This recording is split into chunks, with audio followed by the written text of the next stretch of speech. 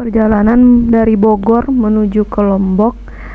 Dari Bogor saya menggunakan KRL, memakan waktu 1 jam, transit dulu di Manggarai karena tujuan saya adalah Soekarno-Hatta. Ternyata di Soekarno-Hatta saya delay dulu 20 menit menunggu di stasiun sambil ngecas HP dan ngecas powerbank, mana tahu nanti perlu. Dan setibanya saya di Soekarno-Hatta, saya segera check in dan boarding pass menaiki Superjet. Saya udah janjian sama satu trip dari Jakarta, Bang Rahmat namanya, cuman belum ketemu. Dan ternyata saya duluan masuk dan abang yang janjian sama saya di depan saya duduk dan dia telat karena nungguin saya.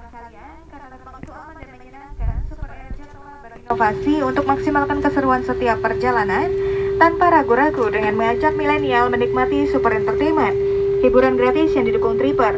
Super Entertainment dapat dinikmati selama di darat dan selama penerbangan, sangat praktis hanya dalam satu genggaman dengan alasan mengakibatkan alarm berbunyi. Terima kasih atas perhatian Anda. The Super Game, the bubble seatbelt sign has been switched off. According to the civil aviation safety regulation, please return to your seat and fasten the seatbelt when the bubble seatbelt sign is on and when started by the flight attendant. Pukul setengah 12 siang saya sampai di Lombok.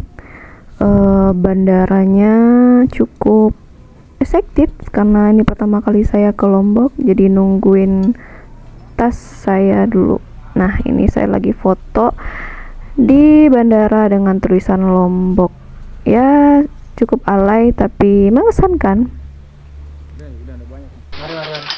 Ya, ke video. Ringan itu.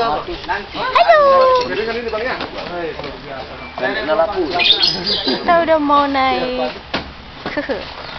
ke Rinjani. Situ.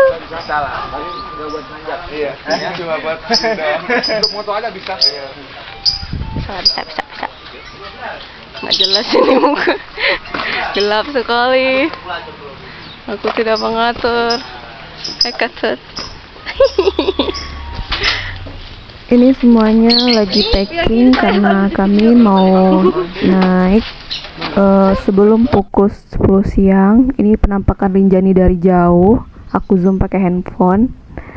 Jadi sebelum itu kami harus cek kesehatan dulu ke pos yang di Sembalun. Dari Camp Adi Rinjani ke Taman Nasional Gunung Rinjani untuk check-in-nya di Sembalun itu hanya jarak sekitar 50 meter. Dari pos cek tadi kita 15 menit menggunakan mobil untuk sampai ke titik perjalanan pendakian. Trek melewati kandang sapi dan jalannya cukup lumayan landai dan tidak terlalu menguras tenaga walaupun terik matahari sangat-sangat mencekam. Dan ketika saya sudah sangat lelah, saya akhirnya menitipkan tas carrier saya ke motor sampai ke pos 2.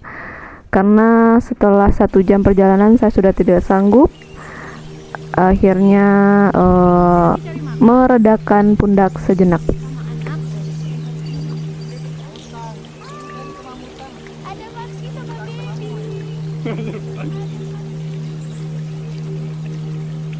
Itu bareng. Gun.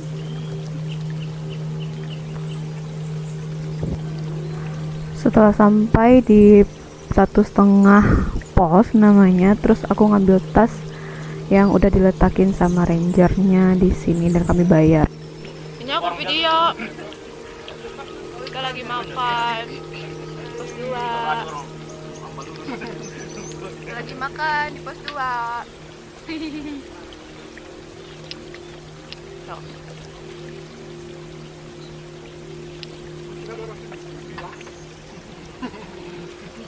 Cuma tak ke bawah. Enggak dibagi juga. Kita udah lama. Lagi kabut. Udah aku makan dulu. Setelah selesai makan di pos 2, kami lanjut jalan mendaki ke Bukit Penyesalan.